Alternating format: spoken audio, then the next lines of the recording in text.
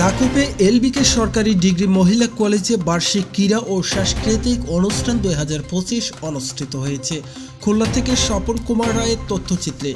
খুলনার দাকুপের লাউডো বাজুয়া কৈলাসগঞ্জ সরকারি ডিগ্রি মহিলা কলেজ মাঠ প্রাঙ্গণে আনন্দঘন উৎসব মুখর পরিবেশে বার্ষিক ক্রীড়া প্রতিযোগিতা, তারুণ্য উৎসব ও সাংস্কৃতিক 2025 অনুষ্ঠিত হয়েছে।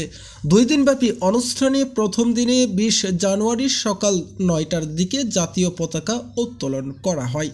সকাল 9:30 বার্ষিক ক্রীড়া প্রতিযোগিতায় প্রধান অতিথি হিসেবে শুভ উদ্বোধন করেন এলবিকে কলেজের প্রতিষ্ঠাতা সাবেক চেয়ারম্যান সরজিৎ কুমার রায়।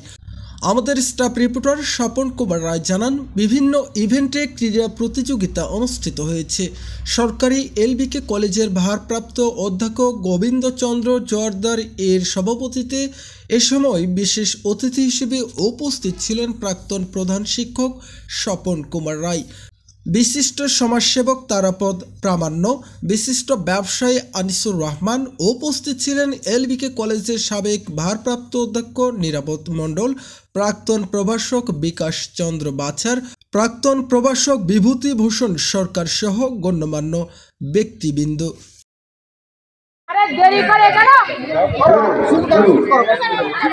তোমরা শুরু করো। সাথে সাথে